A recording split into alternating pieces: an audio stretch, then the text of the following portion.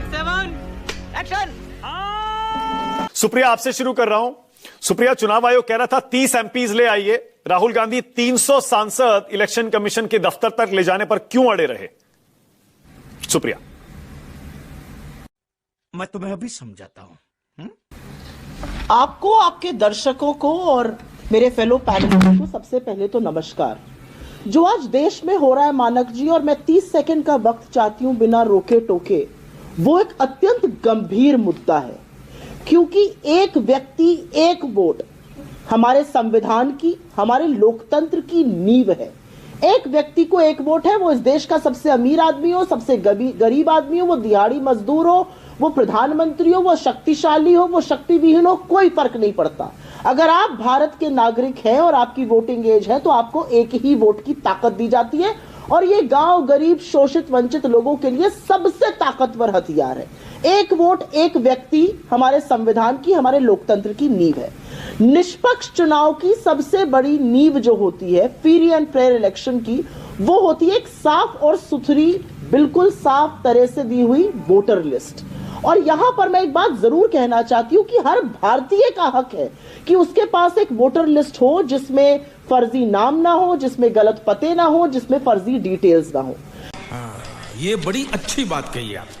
ये जो 300 सांसद हैं, या जो देश के तमाम लोग आज सोशल मीडिया पर और अलग अलग जगहों पर लिख रहे हैं, बोल रहे हैं, वो क्या चाह रहे हैं चुनाव आयोग से? वो चुनाव आयोग से चांद तारे थोड़ी तोड़ने लाने को कह रहे हैं। वो चुनाव आयोग से कह रहे हैं कि आप डिजिटल वोटर लिस्ट दे दीजिए जिसकी सार्वजनिक रूप से ऑडिट हो सके। इसमें कौन सी बड़ी बात है? यही चुनाव आयोग अपने बारे में जब बातें करता है तो जवाब दे ना। आपने एक ड्राफ्ट लिस्ट डाली थी जो डिजिटल थी, आपने उसको हटाकर स्कैन कॉपी क्यों डाल दी जो कि डिजिटली रीड नहीं की जा सकती है? आज सवाल इन बातों पर इसलिए उठ रहा है क्योंकि ये देश के चुने हुए सांसद हैं। आज लोग टीवी पर देखकर बार बार सबके मन में ये ख्याल आ रहा है, इन सांसदों को क्यों आतंकवादियों की तरह ट्रीट किया जा रहा है? क्यों नहीं ये जा सकते थे? ईसीआई प्रोटेस्ट मार्च शांतिपूर्ण ढंग से करना चाह रहे थे, महिलाएं थी, पुरुष थे, बुजुर्ग थे, सब लोग थे। इनके जज्बे को सलाम है। इनको क्यों रोका गया? इनकी पुलिस और बैरिकेडिंग करके इनको क्यों रोका? ये आपसे क्या मांग रहे हैं? ये आपसे एक डिजिटल वोटर लिस्ट ही तो मांग रहे हैं। और आप अभी कर्नाटका के महादेवपुरा की बात करिएगा, बिहार में तमाम जगहों पे बात होगी। ट्रंप जी का बन गया, ट्रैक्टर जी का बन गया, डॉग बाबू का बन गया, अब कैट कुमारी जी का भी बन गया, बिल्ली देवी जी का भी बन गया वहां पर। हे भगवान, ये क्या हो रहा है? मेहरबानी करके मुझे समझाइए, मेरी समझ में कुछ नहीं आ रहा है। उस पर मैं बाद में आऊंगी। एक घर में 267, एक घर में 247, जमुई और मुजफ्फरपुर में, उन सब पर चर्चा बाद में होगी। लेकिन पहली चर्चा यह है कि जो संवैधानिक संस्थाएं हैं जिनके ऊपर काम है निष्पक्ष चुनाव कराने का, आप ही की वोटर लिस्ट से निकाल कर यह डेटा दिया जा रहा है। आप पीछे मत छुपिए इन बातों के कि एफिडेविट दीजिए। मैं ललकारती हूं चुनाव आयोग को आपके मंच से और कहती हूं, आप एक एफिडेविट दीजिए सुप्रीम कोर्ट में कि आपकी सारी वोटर लिस्ट दुरुस्त है। क्या आप दे सकते हैं ये एफिडेविट? सवाल इस बात का है। मेरा अपना मानना है ये राहुल गांधी बनाम, एक छोटी सी बात, ये राहुल गांधी बनाम नरेंद्र मोदी, ये बीजेपी बनाम कांग्रेस, ये विपक्ष बनाम सत्ता पक्ष की लड़ाई है ही नहीं। ये आइडिया ऑफ इंडिया, ये हमारे लोकतंत्र, हमारी डेमोक्रेसी की लड़ाई है। ये इस संविधान की लड़ाई है जिसकी नींव फ्री और फेयर इलेक्शन, वन व्यक्ति वन वोट है। इसकी लड़ाई ठीक है सुप्रिया, लड़ाई यही नहीं, अभी और सुनिए। कहा आपने अभी अभी कहा एक वोट एक व्यक्ति, बिल्कुल सही है सुप्रिया। राहुल गांधी ने जो आरोप लगाया आप वही आरोप दोहरा रही हैं। फिर आप कह रही हैं इलेक्शन कमीशन साइन करके दे दे कि उसकी वोटर लिस्ट सही है, राहुल गांधी से ओथ मांगने के बजाय। इन अ वे आप यही तो कह रही हैं जो इलेक्शन कमीशन बिहार में कर रहा है।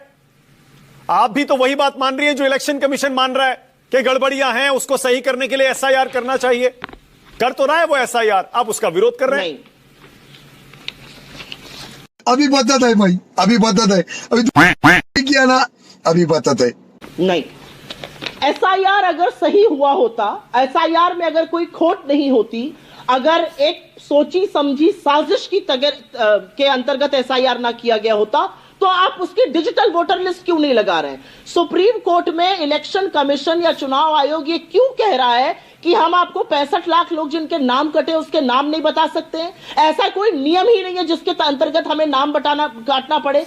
हिंदुस्तान की जनता के अगर नाम कट रहे हैं, और यहां पर तमाम सबूत है, मेरे पास तमाम सबूत है जहां पर ऐसे ऐसे लोगों के नाम कट गए, 180 लोग ऐसे कट गए जिसमें से ज्यादातर जिंदा है, वो मृत घोषित हो गए। तो अगर सब कुछ ट्रांसपेरेंट है, अगर सब कुछ पाक साफ है, तो हमारी एक ही तो मांग है कि आप अपनी इस वोटर लिस्ट को डिजिटली रीडेबल प्रूफ दे दीजिए। ठीक है सुप्रिया, एक सवाल और। स्कैन कॉपी क्यों लगाई? एक सवाल और। आज की तारीख में आपके व्यूअर्स के लिए समझना जरूरी है। मानक जी एक सेकंड, आपके व्यूअर्स के लिए इस बात को सरल तरीके से समझा देती हूं। अपने अपने फोन उठाइए, किसी की भी व्हाट्सएप पर जाइए और उसकी डीपी का स्क्रीनशॉट लेने की कोशिश करिए। आप स्क्रीनशॉट नहीं ले पाइएगा क्योंकि व्हाट्सएप ने उस फीचर को प्रोटेक्ट कर दिया है। वैसे ही इलेक्शन कमीशन अब अपनी वोटर लिस्ट प्रोटेक्ट करके क्यों लगा रहा है? आप डिजिटल रीडेबल कॉपीज क्यों नहीं लगा दे रहे? अगर एसआर के थ्रू आपने सही लोगों के नाम काटे हैं तो आइए दूध का दूध और पानी का पानी करते हैं। ठीक है, ओके, एक सवाल ऑल राइट प्रियंका। देश संकट में है। सुप्रिया, एक सवाल और।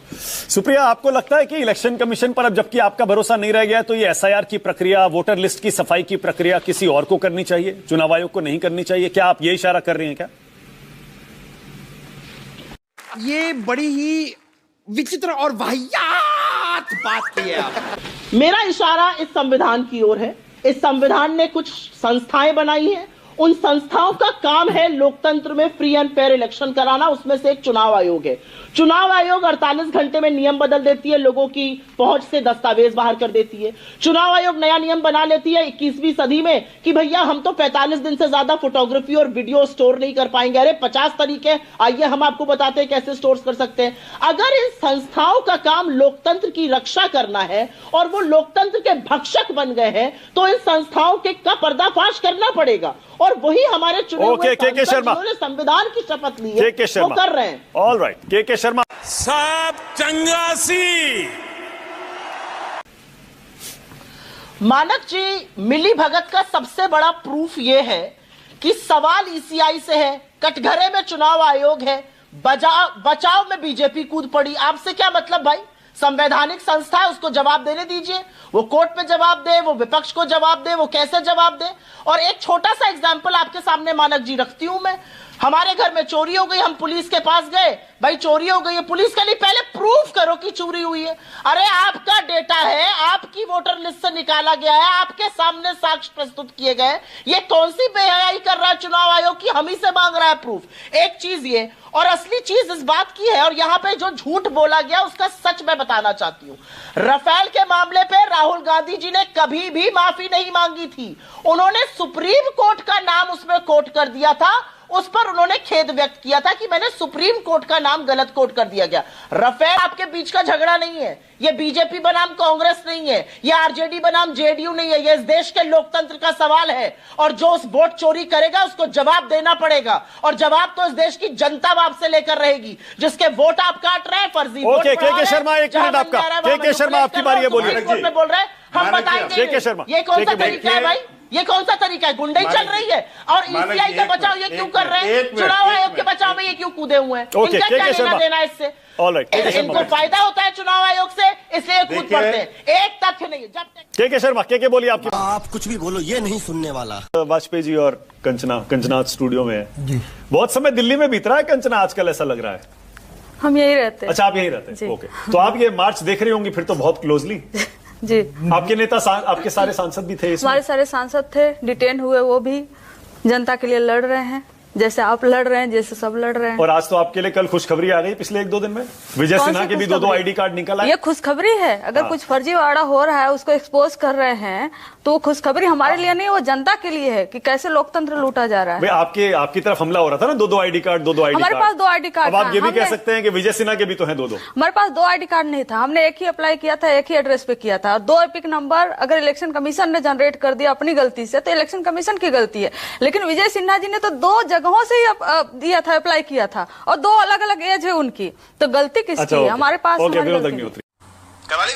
हम गलत मुद्दा बना रहे, ये सिद्ध तो नहीं हो जाता ना मानक जी ये कोई फैक्ट, चाहे वाजपेयी जी हो चाहे बीजेपी के प्रवक्ता हो, कोई किसी ने कुछ नहीं बोला, बस रेटरिक बोल रहे हैं ऐसा हो जाएगा वैसा हो जाएगा, विश्वास नहीं करते, क्या नहीं करते। मानक जी आपने भी एक कहा था, शुरू में बोला था कि हम इलेक्शन कमीशन के पास शिकायत करने नहीं जा रहे हैं, हमारे पार्टी के कार्यकर्ता नहीं जा रहे हैं, बीएलए नहीं जा रहे हैं, और शायद हाँ शायद आपको ये इन्फॉर्मेशन आपके तक आई नहीं, क्योंकि इलेक्शन कमीशन ने अपने ना साइट पे अपडेट किया ना कहीं प्रेस रिलीज किया। हमने अकेले आरजेडी ने 300 से ज्यादा कंप्लेन की हुई है, और मैं सारा का सारा डॉक्यूमेंट आपके पास लेकर, यस एसआईआर पर बहुत सारे लोग ऐसे हैं जो जिंदा हैं उनका नाम नहीं है, बहुत सारे ऐसे लोग हैं जो जिनकी मृत्यु हो चुकी है उनका नाम जो उसमें है। हम कंप्लेन कर रहे हैं, कहीं हमें रिसीविंग दी जा रही है, कहीं हमें रिसीविंग देने से मना कर दिया जा रहा है, क्लेम्स एंड ऑब्जेक्शंस में। और आप कह रहे हैं कि कानून नहीं है कोई, हम बाध्य नहीं है कोई, जो कानून है उसको आप बदल देंगे, जो कानून नहीं क्या है। ये लिस्ट मिली है? क्या ये लिस्ट मिली है? इलेक्शन कमीशन बोल रहा है सुप्रीम कोर्ट में कि हम बाध्य नहीं है, पर फिर भी हमने दे दी है लिस्ट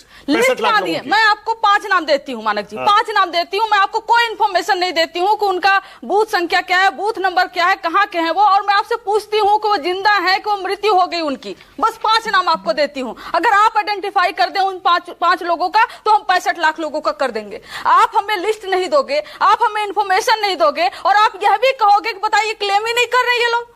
इतना छोटा पहले कभी नहीं हुआ होगा। बताइए, कोई ऑब्जेक्शन ही नहीं, ये सब कुछ सही है, तभी ऑब्जेक्शन नहीं। आपके बीएलएस तो हजारों की संख्या में है ना? हमारे बीएलएस कर रहे हैं काम। कितने? तो आपके बीएलएस उन 65 लाख लोगों में से अभी तक कितने ढूंढ पाए हैं?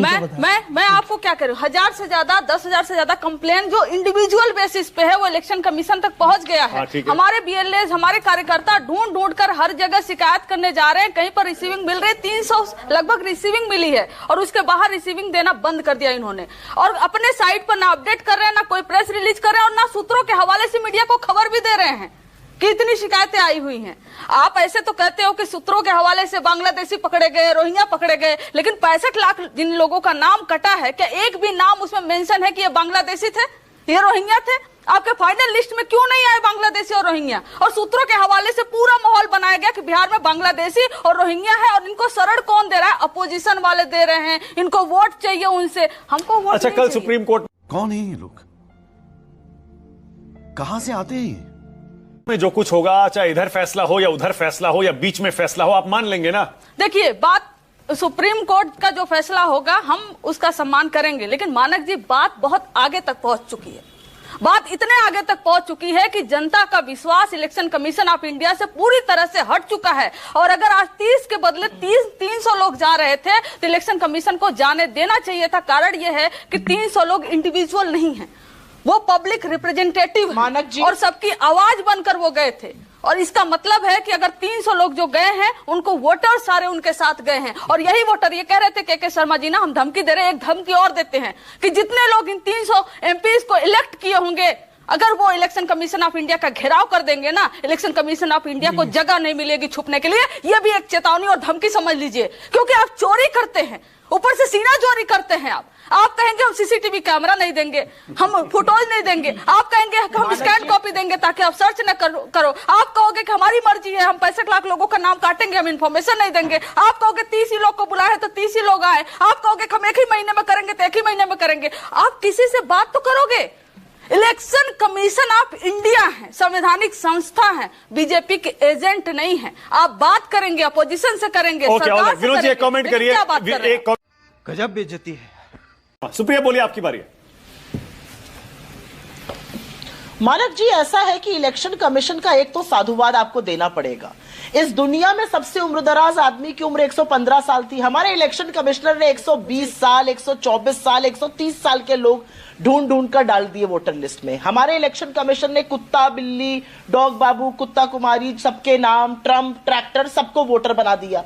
लेकिन जो गंभीर बात है वो ये है कि हर व्यक्ति के पास एक वोट का अधिकार है, और इस देश में अगर एक भी व्यक्ति के वोट के साथ खिलवाड़ होता है वो इस देश के लोकतंत्र पर प्रहार है, और जिम्मेदारी चुनाव आयोग की है। मैं पास 20 सेकंड में एक बात बोलना चाहती हूं। हम सबने शो किया मानक जी अभी आपके साथ। मैं आपके शो को लेकर कल कोई प्रेस कॉन्फ्रेंस करूं, आपके शो के पार्ट्स दिखाऊं और आपसे शिकायत करने के बजाय आप मुझसे बोलिए मुझे प्रूफ दीजिए। अरे प्रूफ आपका शो है, ओके, के शर्मा, वोटर लिस्ट है। के शर्मा क्लोजिंग कमेंट, के शर्मा खत्म हो रहा है। तो ये बेहयाई क्यों की जा रही है, ये सीना जोरी क्यों की जा रही है?